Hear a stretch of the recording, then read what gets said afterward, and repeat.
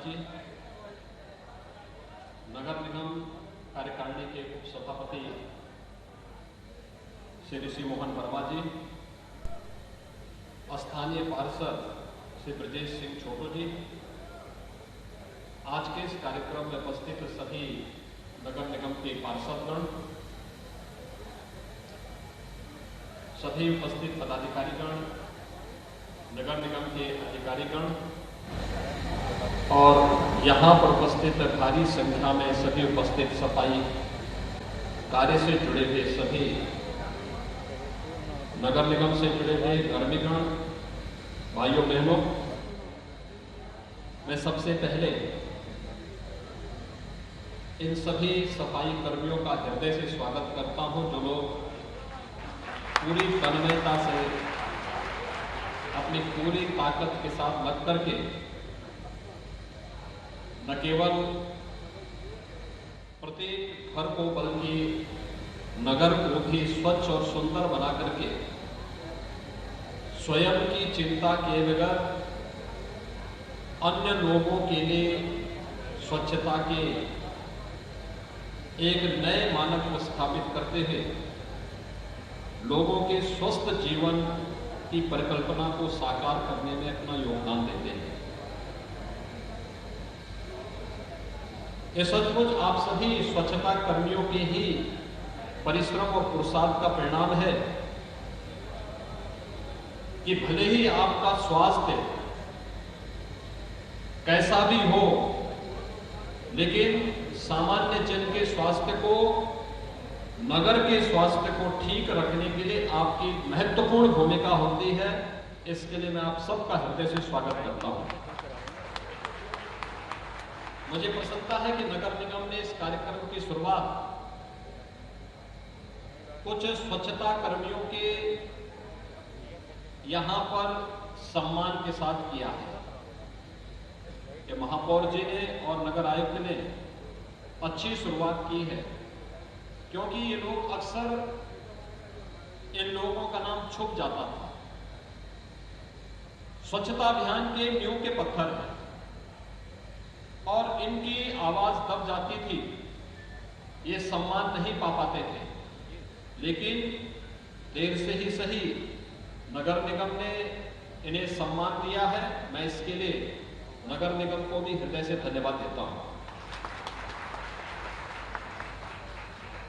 भाइयों बहनों, आप सब जानते हैं कि पूर्वी उत्तर प्रदेश 40 वर्षों से करा रहा था एक बीमारी से। हर वर्ष यहाँ के 1200 से लेकर 1500, 2000 बच्चे असमय काल कलवित होते थे दिमागी बुखार से। हर वर्ष ये सिलसिला चला रहा था। 1977-78 से जो सिलसिला प्रारंभ हुआ, 2017 तक निरंतर चलता रहा। 40 वर्षों तक ये सिलसिला चलता रहा। लेकिन हम सब आभारी हैं प्रधानमंत्री मोदी जी के, जिन्होंने 2014 में गांधी जयंती के अवसर पर पूरे देश को एक नया मंत्र दिया, स्वच्छ भारत अभियान का। यह स्वच्छ भारत अभियान वास्तव में प्रत्येक नागरिक की आत्मा को झकझोरने वाला और स्वच्छता के प्रति आम जनमानस को जागरूक करने का ही एक पवित्र अभियान है। और उस अभियान का परिणाम क्या रहा कि नगर निकाय और हर ग्रामीण क्षेत्र में जब लोगों में व्यापक जागरूकता आई, तो उस जागरूकता का परिणाम भी हम सब के सामने देखने को मिला। कैसे परिवर्तन हुआ। हर परिवार को शौचालय उपलब्ध करवा दिया गया, स्वच्छता के प्रति हर व्यक्ति जागरूक हो गया। और उसका परिणाम क्या रहा कि इंसेफ्लाइटिस से, दिमागी बुखार से जो मौतें यहां पर हर वर्ष होती थी, आज वह एकदम न्यूनतम स्तर पर पहुंच चुका है और बड़ी संख्या में बच्चों की जानें अब बच रही हैं, बीमारी गायब हो चुकी है। ये आप सबके परिश्रम और पुरुषार्थ को प्रदर्शित करता है कि अगर आप कार्य करते हैं तो परिणाम कैसे सामने आते हैं। आपके कार्य को कभी भी इस रूप में रेखांकित करने का प्रयास नहीं हुआ। सफाई पहले भी करते रहे होंगे, कम या ज्यादा, अच्छा या बुरा, लेकिन उसको कभी प्रमाण पत्र नहीं मिला। जब अच्छी सरकारें आती हैं तो उसको प्रमाणित भी करती हैं कि हां, इसका परिणाम ये है और इस परिणाम के फलस्वरूप इन सब का अभिनंदन किया जाना चाहिए, क्योंकि इनके कारण हमने इस पे सफलता प्राप्त की है और उसमें आपकी बहुत बड़ी भूमिका है। और नहीं तो ये पूर्वी उत्तर प्रदेश एक समय बीमारियों का गढ़ बन चुका था। यहां पर लोग घबराते थे आने के लिए, या तो मलेरिया से या दिमागी बुखार से, और फिर एक समय डेंगू ने भी यहां पर कहर बरपाना शुरू कर दिया। एक तरफ माफिया का कहर और दूसरी तरफ मच्छरों के कारण और गंदगी के कारण अव्यवस्था।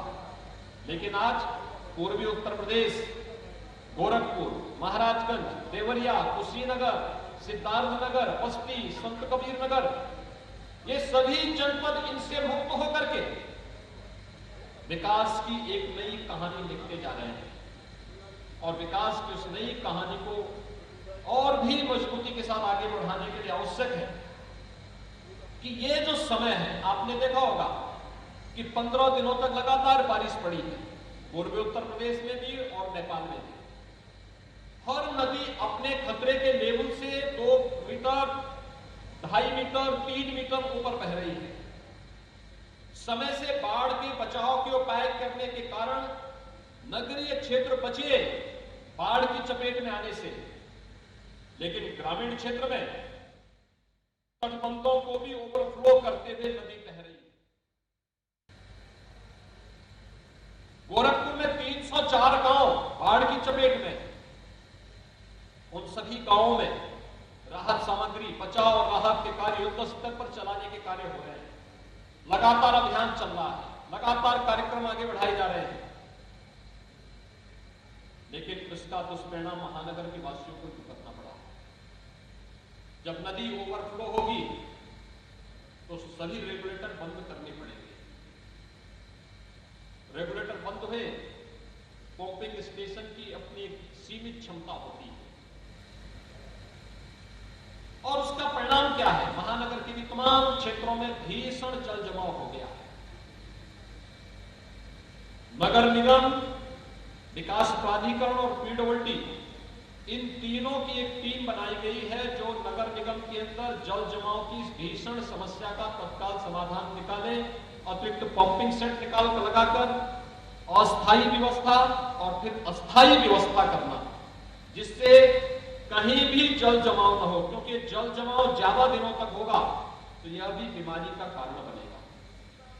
यह जल जमाव तमाम प्रकार की बीमारियों को जन्म देगा।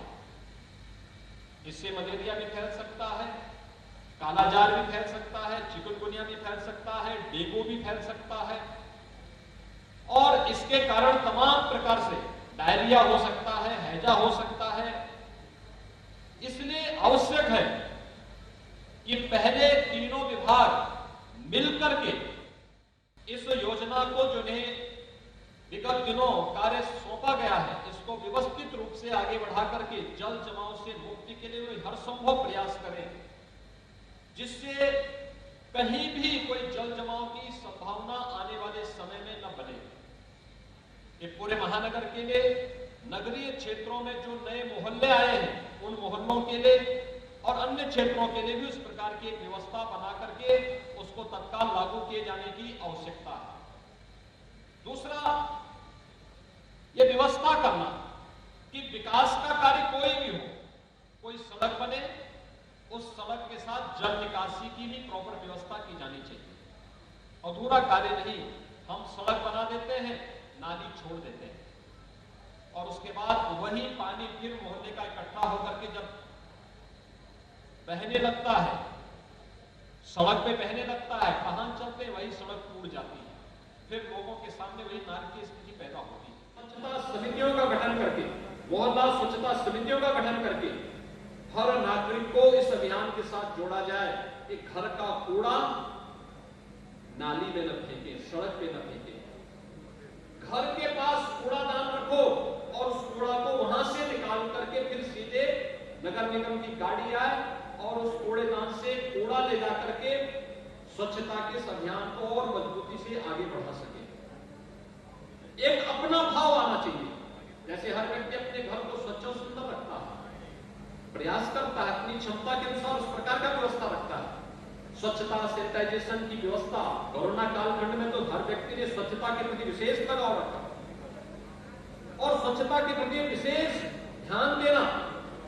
अगर हर व्यक्ति भावनात्मक रूप से जैसे अपने घर को स्वच्छ रखता है, स्वयं स्वच्छ कपड़े पहनता है, ऐसे ही अपने मोहल्ले के बारे में, अपने वार्ड के बारे में, अपने नगर के बारे में, अपने महानगर के बारे में, अपने जनपद के बारे में, अपने प्रदेश के बारे में भी यही भाव हम सबके मन में पैदा होना चाहिए। और इसी भाव को आगे बढ़ाने के लिए आज से 12 सितंबर तक, आज 5 सितंबर का तिथि है, शिक्षक दिवस के रूप में भी आज के दिन को मनाया जाता है। देश के द्वितीय राष्ट्रपति, महान दार्शनिक, महान विद्वान डॉक्टर सर्वपल्ली राधाकृष्णन की स्मृति में आज का ये दिवस, उनके जन्मदिन को शिक्षक दिवस के रूप में हम मनाते हैं। शिक्षक का मतलब समाज को दिशा देने वाला, समाज का हर वह विद्वान व्यक्ति जो समाज का मार्गदर्शन कर सकता है, समाज को एक नई दिशा दे सकता है, वो अपने आप में शिक्षक है। और इसलिए हर व्यक्ति को उस भूमिका के साथ आगे आना चाहिए कि वह व्यक्ति आज अपने देश के पूर्व राष्ट्रपति डॉक्टर सर्वपल्ली राधाकृष्णन की स्मृति में अपने इस अभियान को 12 सितंबर तक ले जाकर के स्वच्छता के इस कार्यक्रम के साथ जुड़े। इसमें सामान्य साफ सफाई भी होगी, जल निकासी की प्रॉपर व्यवस्था का कार्यक्रम भी होना है, छिड़काव और फॉगिंग का कार्य भी होना है, सैनिटाइजेशन की भी कार्रवाई बृहद स्तर पर चलनी है। अगर ये सभी कार्यक्रम एक साथ प्रारंभ होंगे, शुद्ध पेयजल के लिए लोगों को प्रेरित करना है। जहां पर जल जमा है, क्लोरीन की टैबलेट वहां तत्काल वितरित करके लोगों को बताना कि पानी गर्म करके जब वह ठंडा हो जाए छान करके उसका ही सेवन करें, या हैंडपंप का पानी ले रहे हैं तो क्लोरीन की गोली डाल करके फिर उस पानी का सेवन करें। स्वच्छता के प्रति जितना हम जागरूक हो पाएंगे उतनी ही बीमारियां हमसे दूर जाएंगी और आपका बीमारी पे होने वाला खर्च बच पाएगा। आप स्वस्थ रहेंगे तो आपका परिवार स्वस्थ रहेगा, आपका परिवार स्वस्थ रहेगा तो पूरा समाज स्वस्थ रहेगा। इस दृष्टि से एक बड़ी जिम्मेदारी आप सभी स्वच्छता कर्मियों के ऊपर नगर निगम और महानगर की है। मैं आज के इस अवसर पर आप सबका हृदय से अभिनंदन करता हूं, स्वागत करता हूं, आप सबके पूरे अभियान के प्रति अपनी शुभकामनाएं देता हूं। और मैं नगर निगम से कहूंगा, ये कार्यक्रम जो स्वच्छता कर्मियों का है केवल कभी कभार ही नहीं, हर पर्व और त्योहार के बाद भी अच्छा कार्य करने वाले स्वच्छता कर्मियों को उनके जो मेम हैं, उनके जो इंस्पेक्टर हैं, जो मोहल्ले में अच्छा काम करें, उनकी सूची तैयार करना और पर्व और त्योहार के बाद 1 घंटे का कार्यक्रम में बुलाइए, इनको चाय जलपान कराइए, भोजन करवाइए, मिठाई दीजिए और उनको सम्मान भी दीजिए। ये कार्यक्रम अगर निरंतर चलता रहेगा तो स्वाभाविक रूप से इनके प्रोत्साहन होगा, इन लोगों का मनोबल भी बढ़ेगा कि इनके कार्य की कीमत को इनकी संस्था समझने का कार्य कर रही है। और ये आज के दिन पर इस कार्यक्रम को आगे बढ़ाने की आवश्यकता है।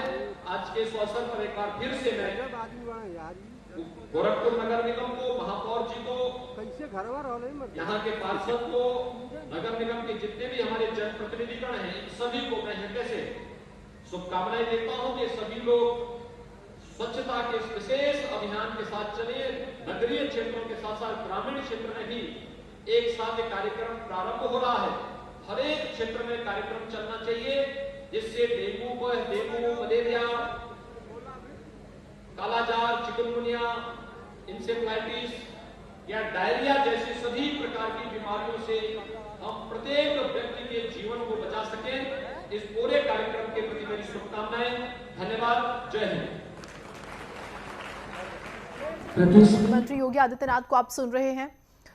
उन्होंने जो है खास तौर से देखिए जिस तरह से बीमारियां बढ़ रही हैं और आपने देखा कि पूर्वांचल की जब हम बात करते हैं, पूर्वी यूपी के विकास की वो जिक्र कर रहे थे और बाढ़ के बाद से बीमारी जिस तरह से फैली, उन्होंने कहा किस तरह से आपको साफ सफाई रखनी है, खान पान का ख्याल रखना है, किस तरह से गर्म पानी पीना है, तो वो ये जानकारी लोगों को दे रहे थे।